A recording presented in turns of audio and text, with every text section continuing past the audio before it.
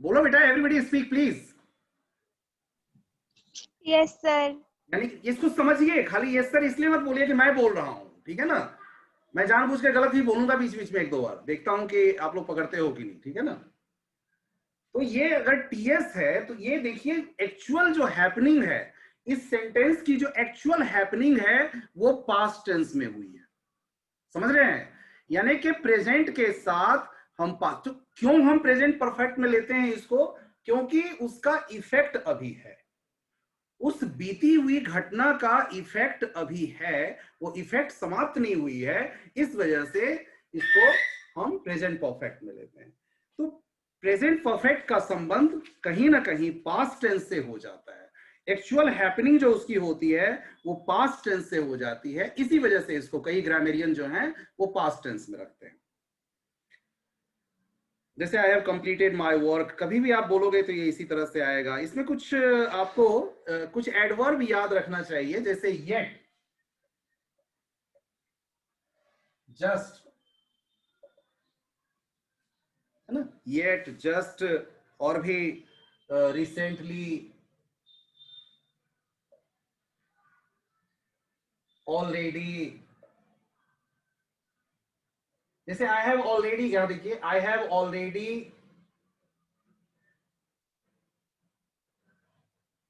Done my homework,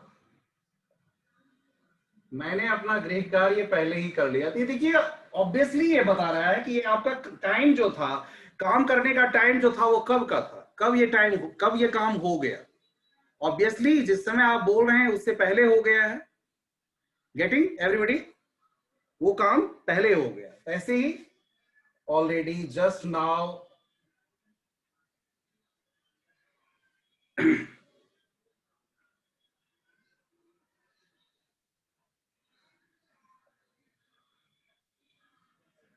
once, twice, thrice, इस सब तरह के अगर आते हैं वो तो आई हैव सीन द ताज, या she has seen the Taj thrice. इस सब तरह की जो तक जिसका जो जो घटना घट चुकी है लेकिन उसको अभी भी अगर हम देख रहे हैं वैसे उस केस में हम प्रेजेंट परफेक्ट लगाते हैं, लेकिन एक्चुअल हैपनिंग जो इसका हुआ रहता है वो पास्ट टेंस में हुआ रहता है। We should not forget that. तो आप इसको इस तरीके से समझने की कोशिश करेंगे। एंड नाउ बस इतना, इससे ज्यादा आपको नहीं लगाना है। और बहुत सारे रूल्स हैं but you don't bother yourself with those rules. बस सिंपली आप इन सब चीजों को ध्यान रखिए और लगे कि वो घटना तो पास्ट में बीती है लेकिन उसका इफेक्ट अभी भी है, तो ऐसे इफेक्ट वाली बातों को हम जो है वो प्रेजेंट परफेक्ट में रखते हैं। Actual happening happens in past.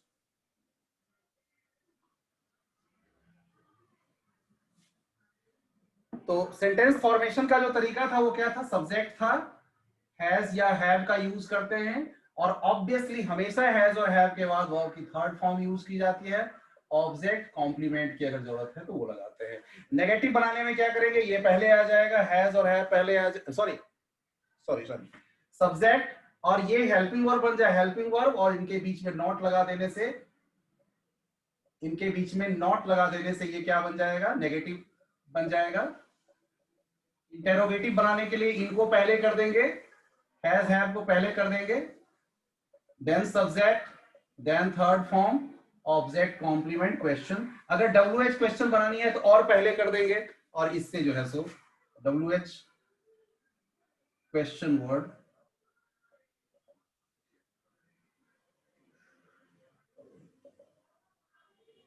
फिर has have plus subject plus third form object complement question. ये चीज जो लागू होता है ये हर सेंटेंस पे लागू होता है, ये किसी पर्टिकुलर टेंस के लिए नहीं है। ये जो फॉर्मेशन होता है सेंटेंस का, ये किसी एक टेंस के लिए नहीं होता है कि स्टेटमेंट बनाना है तो सब्जेक्ट लगाइए फिर हेल्पिंग वर्ब लगाइए। अब हर केस में हेल्पिंग वर्ब बदलता रहता है। जैसे कि आपने देखा था सिंपल प्रेजेंट टेंस में आपको कोई हेल्पिंग वर्ब स्टेटमेंट में नहीं लगाना होता था, लेकिन नेगेटिव बनाने में सब्जेक्ट के बाद आप डू या डज का यूज करते थे, थर्ड पर्सन सिंगुलर के साथ डज का यूज करते थे, बाकी के साथ डू का यूज करते थे। नेगेटिव बनाने में जरूरत पड़ती थी, इंटेरोगेटिव बनाने में उसको पहले कर देते थे, या WH क्वेश्चन वर्ड पहले आ गया तब उसके बाद वो लगाते थे। तो वहां देखिए यहां भी वही चीज लागू हो रहा है। स्टेटमेंट का है ये दिस इज स्टेटमेंट।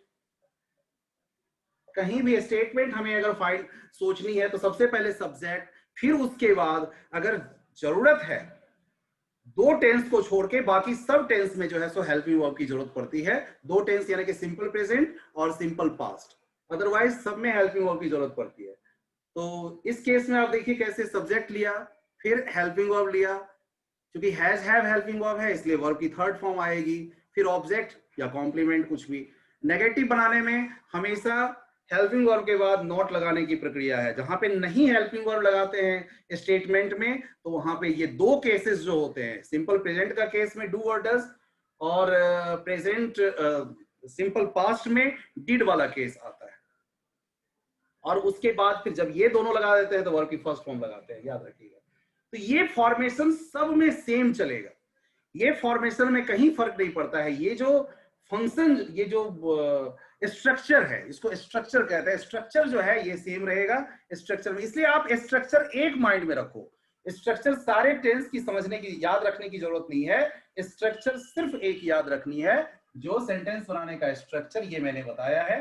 सब्जेक्ट, उसके बाद वर्ब, अगर हेल्पिंग वर्ब की जरूरत है तो हेल्पिंग वर्ब आएगा, नहीं तो वर्ब। हम इसलिए कलेक्टिवली दोनों को ले लेते हैं वर्ब, अगर हेल्पिंग वर्ब की जरूरत है तो, और फिर ऑब्जेक्ट कॉम्प्लीमेंट। नेगेटिव बनाने में सब्जेक्ट के बाद हेल्पिंग वर्ब लगानी पड़ेगी, क्योंकि नॉट जो है वो बिना हेल्पिंग वर्ब का नहीं आ सकता है। ही नॉट कम नहीं लिख सकते हैं, he not come to meet me, ऐसा सेंटेंस कभी नहीं बन सकता है। क्यों? क्योंकि यहाँ पे नॉट तो हमने लगा दिया है लेकिन हेल्पिंग वर्ब है ही नहीं, तो ऐसे सेंटेंस कभी नहीं बनाए जा सकते हैं। Always you need helping verb before not. Not शब्द से पहले हेल्पिंग वर्ब की आपको जरूरत पड़ेगी ही पड़ेगी, और you should be very careful about this. तो यहाँ नेगेटिव बनाने में हमेशा जरूरत पड़ेगी, वो चाहे कोई भी टेंस हो। तो सबकी, ये मैं बार बार कह रहा हूं कि स्ट्रक्चर याद रखने की जरूरत नहीं है इस पोजीशन में, इस समय में। क्योंकि मेरा मकसद ये है कि you should write correct sentences, ये मतलब है यहाँ पे। आप उसमें बहुत बड़ा इंग्लिश का विद्वान बनने की अभी आपको जरूरत नहीं है। और क्वेश्चन बनाने में अगर सिंपल यस नो क्वेश्चन बनानी है तो हैज और हैव, यहाँ पे इस केस में हैज हैव पहले आया है, यानी कि हेल्पिंग वर्ब पहले आया है, फिर सब्जेक्ट आया है, फिर वर्ब की जो अपनी एक्चुअल जो फॉर्म है वो लगनी चाहिए अकॉर्डिंग टू सेंटेंस या अकॉर्डिंग टू सब टेंसेस, फिर object complement question mark, WH लगानी है तो उसको सबसे पहले लगा देते हैं, वो WH हो जाता है। अब हम आपके पास आते हैं प्रेजेंट परफेक्ट कॉन्टिन्यूअस की तरफ, प्रेजेंट परफेक्ट कॉन्टिन्यूअस की तरफ। अब प्रेजेंट परफेक्ट कॉन्टिन्यूअस में एक चीज देखिए, सबसे पहले एक तो कॉन्टिन्यूटी भी बता रहा है। कॉन्टिन्यूटी है तो मैंने बताया था ING फॉर्म तो आएगा, क्योंकि जो हैपनिंग है उसकी कॉन्टिन्यूटी कैसे पता चलेगी। अच्छा, प्रेजेंट ऑब्वियसली प्रेजेंट है, परफेक्ट दिखाने के लिए क्या करेंगे, हैज या हैव का यूज होगा, हैज या हैव का यूज होगा। अब देखिए, I have been reading this novel for 4 days। मैं 4 दिनों से ये नॉवल पढ़ता आ रहा हूं। अब इस सेंटेंस को भी गौर से देखिए और इसकी एक्चुअल हैपनिंग देखिए कहां से शुरू हुई है। TS आपका अभी है, TS जो है ये अभी है, time of speaking is this point. तो आपने पढ़ना कब से शुरू किया था? जब 4 दिन से आप पढ़ रहे हैं, तो आपके इस घटना का संबंध कब से है? Who can answer?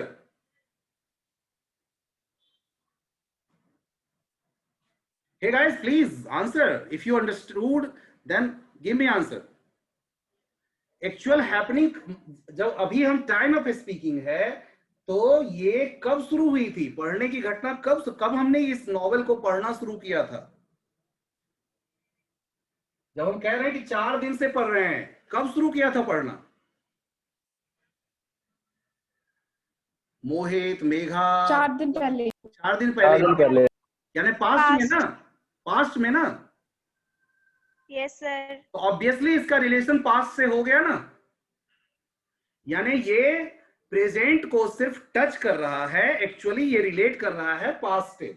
इसीलिए क्या करते हैं, अगर आप में से किसी ने डीएवी स्कूल की पढ़ाई की होगी, डीएवी का जो अपना 8th क्लास तक वो क्या करते हैं, अपनी ही बुक लगाते हैं, तो उनकी ग्रामर आप देखेंगे ऐसे ही वेस्टर्न ग्रामेरियन के बुक के आधार पर लिखी गई है, और उसको वो प्रेजेंट टेंस में सिर्फ 2 टेंस पढ़ाते हैं, सिंपल प्रेजेंट और प्रेजेंट कॉन्टिन्यूअस। अदरवाइज पास्ट में वो क्या करते हैं, 6 टेंसेस पढ़ाते हैं, जिसमें प्रेजेंट परफेक्ट और प्रेजेंट परफेक्ट कंटिन्यूअस भी इंक्लूडेड रहता है। तो अब देखिए ये है इस तरह से। तो क्या बन गया ये, कैसे हम इसका स्ट्रक्चर बनाएंगे। स्ट्रक्चर बन गया सब्जेक्ट प्लस हैज या हैव प्लस बीन, ये इसकी खास पहचान है बीन। फिर V1 ING plus object complement, अगर जरूरत है तो वो आएगा। अब कॉम्प्लीमेंट में बार बार बोल रहा हूं, कई बार क्या होता है सेंटेंस में वर्ब के बाद कुछ ऐसे शब्द प्रयोग किए जाते हैं जो एक्चुअली वो ऑब्जेक्ट नहीं होते हैं, एक्चुअली वो ऑब्जेक्ट नहीं होते हैं, लेकिन फिर भी वो सेंटेंस उनके बिना पूरा नहीं होता है। तो उस केस में उसको क्या कहा जाए, क्योंकि वो कंप्लीट करने के लिए आते हैं, सेंटेंस की मीनिंग कंप्लीट करने के लिए आते हैं, that's why they are called complement. ठीक है, तो आप इस तरह से देखेंगे फॉर या सिंस वाला time, for since plus time. अगर नेगेटिव बनानी है, ये स्टेटमेंट का है, नेगेटिव बनानी है तो कहां आप लगा देंगे, कहां पे लगा देंगे, नॉट, इनके और इनके बीच में आप नॉट लगा देंगे, ये नेगेटिव बना देगा। इंटेरोगेटिव बनाना है तो क्या करना है, हैज और हैव जो हेल्पिंग वर्ब है वो पहले लग जाएगा। इसी सेंटेंस का देखिए, have I been reading this novel for 4 days, question mark लग जाएगा। दूसरा बनाते हैं कि why, अगर तुम दूसरे को लेके दूसरे subject, why has she been reading this novel for 4 days, वो 4 दिनों से इस नॉवेल को क्यों पढ़ रही है। इस तरह से अब देखिए दो, एक प्रेजेंट कॉन्टिन्यूअस और एक प्रेजेंट परफेक्ट कॉन्टिन्यूअस। कहीं ना कहीं क्या होता है, कई बच्चों का ये गलतियां देखने को मिलते हैं जब वो लिखते हैं, फर्क सिर्फ टाइम का है, फर्क सिर्फ समय का है। प्रेजेंट कॉन्टिन्यूअस में वो काम उसी समय चल रहा होता है, इसलिए that's why I told that time that is called real present. Real present is present continuous, क्योंकि उस समय में वो घटना घट रही होती है। But in this case you see time is allotted, यहां पे टाइम जुड़ा हुआ है, ये ऐसा टाइम जुड़ा हुआ है जिसको लगाने के लिए आपको, जिसका यूज करने के लिए आपको फॉर या सिंस प्रीपोजिशन का यूज करना पड़ेगा।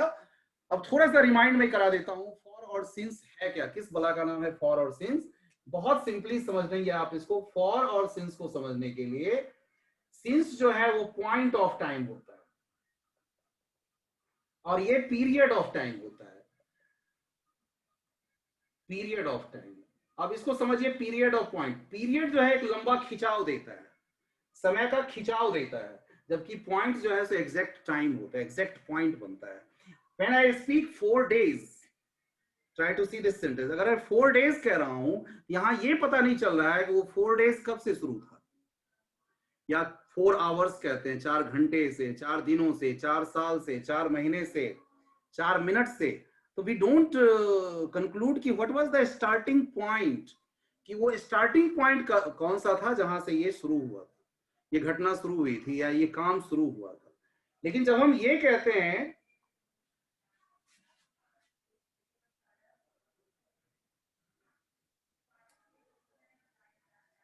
Mohit has been sleeping since 3 PM, अब इस केस में देखिए, ये मोहित के सोने का समय बता रहा है और एग्जैक्ट पॉइंट बता रहा है, पॉइंट कि वो किस समय सोना उसने शुरू किया था, किस समय से सो रहा है। तो ये फर्क है प्रेजेंट कॉन्टिन्यूअस में और प्रेजेंट परफेक्ट कॉन्टिन्यूअस में, समय का फर्क है। अगर सिंपल बोला जाए, सिंपल माइंड में ऐसा सेंटेंस है, मोहित सो रहा है, मोहित सो रहा है, what what is Mohit doing now, तो हो जाएगा मोहित सो रहा है, तो हो जाएगा मोहित इज स्लीपिंग सिंपली। लेकिन मोहित 3 बजे, देखिए 2 शब्द जुड़ गया, 3 बजे से, 3 शब्द, ये 3 शब्द की वजह से इसका टेंस चेंज हो गया, और now it should be kept in, अब इसको किस में रखना चाहिए, प्रेजेंट परफेक्ट कॉन्टिन्यूअस में रखना चाहिए। तो ये था आपको फॉर और सिंस का भी यूज मैंने बता दिया। अगर जनवरी से कहते हैं तो सिंस लग जाएगा, लेकिन वहीं पर 2 मंथ्स से कहते हैं, 3 मंथ्स से कहते हैं तो फॉर लगाना पड़ेगा। अगर 1947 से India has been independent since 1947, इस केस में यहां पे लगाना पड़ेगा सिंस, क्योंकि एक निश्चित साल है। ठीक है गाइस, तो इसको कंटिन्यू रखेंगे। अब मैं थोड़े से जल्दी से आपके साथ एक्सरसाइज शेयर करता हूं, उसके बाद 2-3 लेटर भी आपके साथ मैं डिस्कस करूंगा।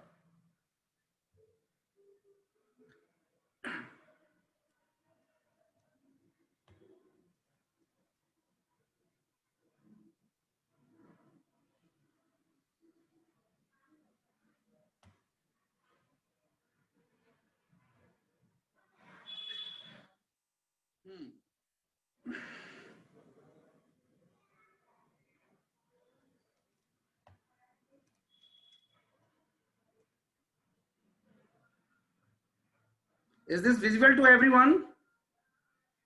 Is this visible to everyone, guys and girls? Yes, sir.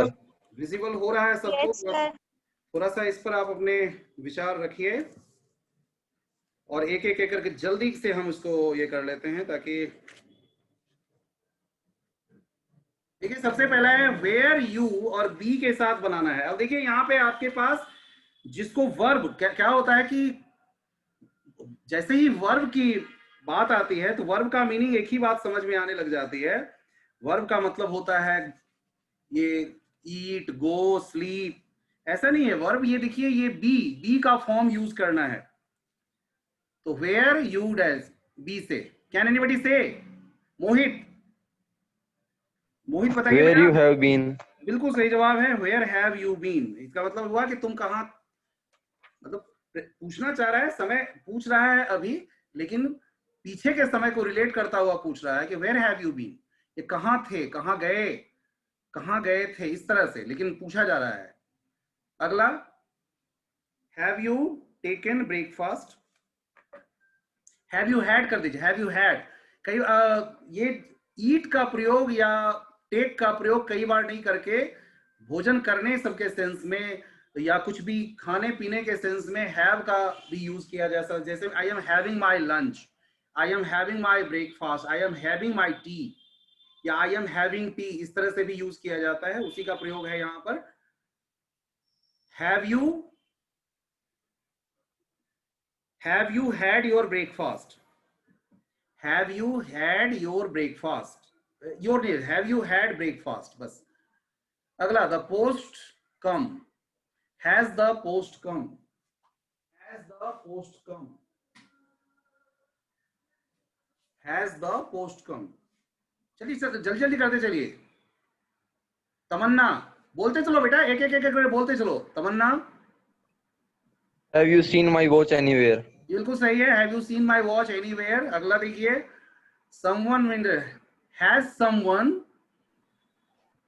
Wound the clock, has someone wound the clock, ये उस समय की बात कर रहा है जो घड़ी आती थी चाबी वाली। अब देखिए येट का प्रयोग वाला आ गया, yet. I have not finished my letter yet, यानी अभी तक मैंने अपना लेटर समाप्त नहीं किया है। he had, यहां पर लगेगा he had just gone out, he had just gone out।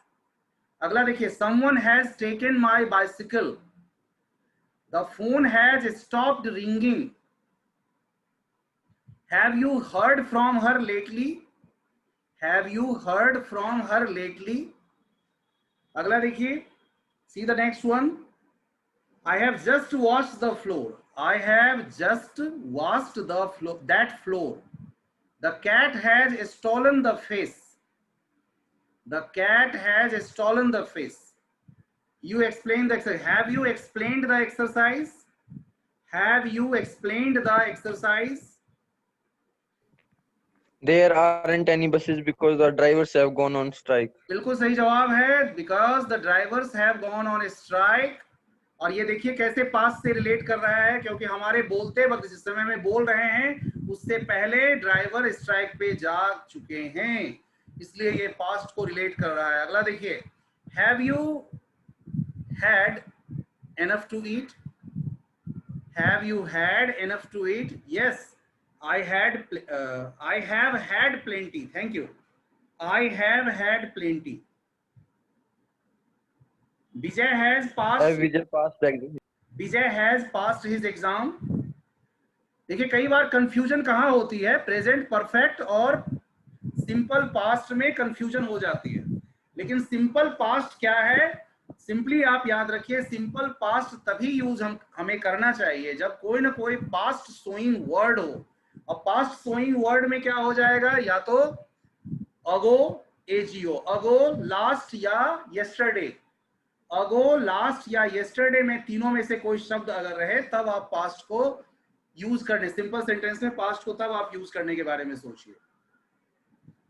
तो विजय हैज पास्ड हिज एग्जाम, और अगर ऐसा रहता विजय पास हिज एग्जाम लास्ट मंथ अगर रहता, तब हमारे पास सिंपल पास्ट लगाने की जरूरत होती।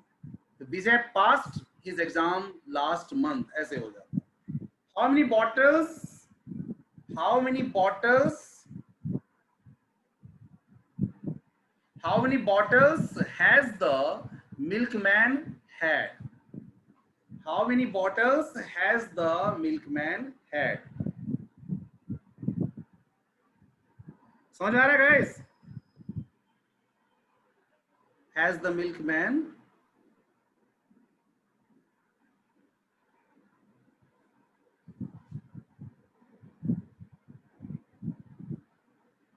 देखिए यहाँ पर बेटर ये sentence, it should have been done in present perfect continuous, तो ज्यादा अच्छा होता, लेकिन यहाँ पे इसने भी I बनाने have के लिए been कहा। living here for 10 years. ऐसे बेटर, इस सेंटेंस को मैं इस सेंटेंस पर क्रॉस लगा रहा हूं बेटा। ये सेंटेंस जो है सो प्रेजेंट परफेक्ट में नहीं करके प्रेजेंट परफेक्ट कॉन्टिन्यूअस में चलेगा। क्योंकि यहाँ पर ये वर्ब जो है रहना, रहना में हम आईएनजी बड़ी आसानी से लगा सकते हैं। लेकिन अगले सेंटेंस को देखिए, how long you know mister Bhatt. अब ये नो ऐसा शब्द है, नो ऐसा वर्ब है जिसमें आईएनजी फॉर्म नॉर्मल केस में नहीं लगाया जाता है। तो अब हमारे पास यहाँ पर है, इस सेंटेंस को हम प्रेजेंट परफेक्ट में बनाएंगे और तब हम बनाते हैं उसको, how long have you known, how long have you known mister Bhatt, यानी मिस्टर भट्ट को आप कब से जानते हैं। Shalu water the tomatoes. Shalu has watered the tomatoes. You not make a mistake. Have you not made a mistake? Have you not made a mistake? बेटा कोई भी डिसएग्री कर रहे हो मेरी बातों से तो फटाफट बोलना उसी समय में, just raise your hand and tell me, why have you not mended the fuse? Why have you not mended the fuse? You dived from the 10 meters board. Have you dived from the 10-meter board? You ever leave a restaurant without paying? Have you left? Have you ever left? Have you ever left a restaurant without paying the bill? I have asked him to dinner several times. I have asked him to dinner several times. He has always refused. He has always refused. Next, see, have you ever road ridden? Have you ever ridden a camel? I have bought a new carpet. Come and look at it. मैंने एक नया ये carpet खरीदा है, आइए देखिए। He has posted the has he posted the letter? So these were some of the present perfect sentences. Now see, we have to use present perfect continuous in this case. The phone has been ringing for 10 minutes.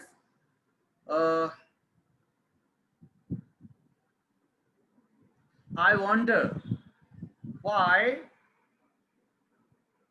Why does she not answer it? I wonder why. चलिए यहीं पर हमें यहीं ठीक करना है. The phone has been ringing for 10 minutes. Have you seen my bag anywhere? I have been looking for it for ages. I have been looking for it for ages.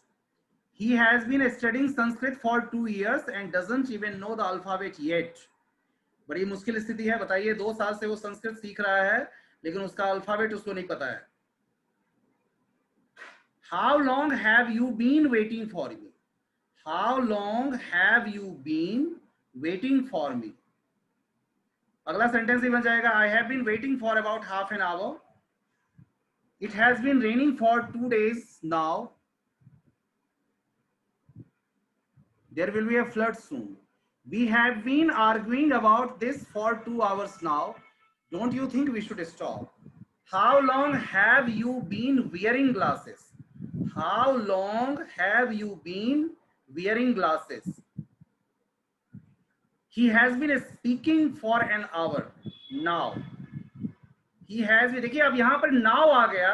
अगर simple case में now आएगा तो उस case में हम सिर्फ ing form लगाएंगे. जैसे he has been speaking, sorry he is speaking now लगाते, लेकिन यहाँ पे लगा दिया है for an hour. For an hour तो हमारे हाथ बंद गए यहाँ पे. We should only use present perfect continuous in this case.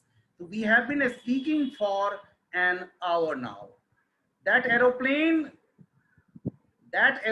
has been flying round the house for the last 1 hour. Do you think it was? यहाँ पर ये last आ गया, उससे past tense में डालने की कोई जरूरत नहीं है. We should not think of using past tense here.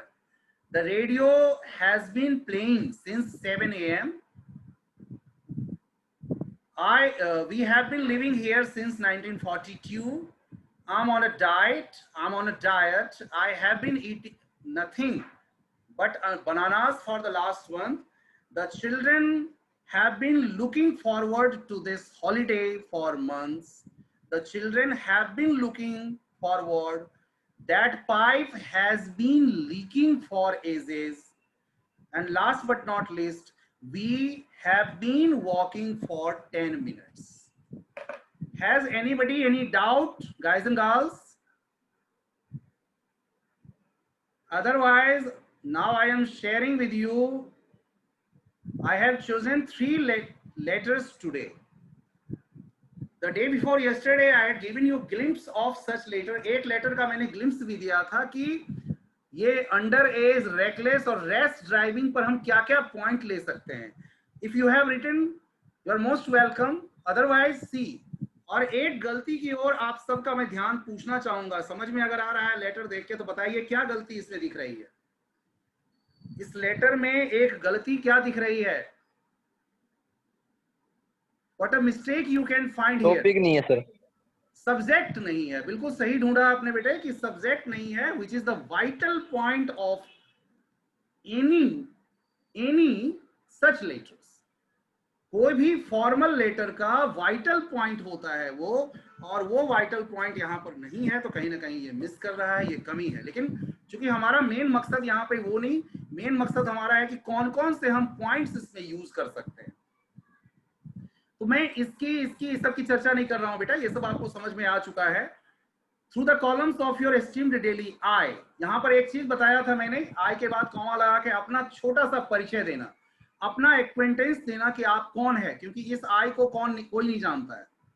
तो आई कॉमा जो भी आपका नाम है अगर इसमें दिया हुआ है तो you can find out here. हाँ, बनी, बबलू. ये देखिए बनी और बबलू. अगर आप बबलू हैं, लड़का बॉय हैं तो आप बबलू यूज करेंगे, बबलू. रेजिडेंट ऑफ आप कहेंगे पश्चिम Bihar. I wish to draw the attention of the authorities against road accidents which have become a daily routine. I am very much disturbed and perturbed about the injuries, accidents caused to the children and aged due to underage rash and reckless driving. हम यहाँ पे इसको क्या करते हैं, यहाँ से बस इससे बड़ा हम इस पैराग्राफ को ना बनाएं तो अच्छा है. इस पैराग्राफ को हम बस इतना तक शॉर्ट रखें. अब सेकेंड पैराग्राफ में इन सभी चीजों को ले लेते हैं कि reckless and rash driving have become a fashion these days. आप देखिए कंसेंट्रेट करें छोटे छोटे सेंटेंसेस बनाने में, ज्यादा बड़ा बड़ा सेंटेंस क्या करेगा, ग्रामेटिकली गलत कराएगा। तो गलत करने से अच्छा है कि हम छोटे सेंटेंस पर अपने विचारों को केंद्रित करें। That will add a lot in your marks. तो फैशन बन गया है, it is a regular nuisance and a great danger to school, खास करके स्कूल गोइंग चिल्ड्रन के लिए ये बड़ा खतरा बनता जा रहा है, as well as old person के लिए, क्योंकि वो इतनी जल्दी से रोड को बहुत तेजी से पार नहीं कर सकते हैं। Some of the streets in our locality are very busy, हमारे कुछ जो लोकेलिटी के स्ट्रीट्स हैं, गलियां हैं, वो काफी बिजी होती हैं, ओवर क्राउडेड रहती हैं। Even then the motorist drive their vehicles recklessly, motorist भी अपने व्हीकल्स को रेकलेस अंदाज में, रेकलेस मतलब कि किसी तरह की कोई पाबंदी उनके ऊपर लगता नहीं है, बिल्कुल वो निर्भीक अंदाज में अपना जो होगा सो होगा, देखा जाएगा वाला जो सोच होता है, उस अंदाज में वो चलते चले जाते हैं। Accidents are almost an everyday occurrence caused by either under age, rash और रेकलेस ड्राइविंग। ये सारे पॉइंट्स आपको मिल जा रहे हैं, इन पॉइंट्स का आप यूज कर सकते हैं। Accidents are almost an everyday occurrence. The police and traffic authorities are hereby requested to take some concrete measures, कई बार उनको रिक्वेस्ट किया जा चुका है कि वो कुछ कदम उठाएं, अच्छे कदम उठाएं। The offenders must be brought to book, उनको कानून के किताबों में लाया जाना चाहिए, यानी कि उनके अगेंस्ट केसेस वगैरह दर्ज किए जाने चाहिए। Unless strict actions are taken, और ये करके आप लिख सकते हैं कि now I hope my letter will prove to be an eye opener to the authorities as well as the common personas, मतलब अथॉरिटी के लिए तो है ही, कॉमन पर्सोनेज के लिए भी, कॉमन पर्सोनेज कॉमन पीपल के लिए भी वो एक आई ओपनर साबित होंगे।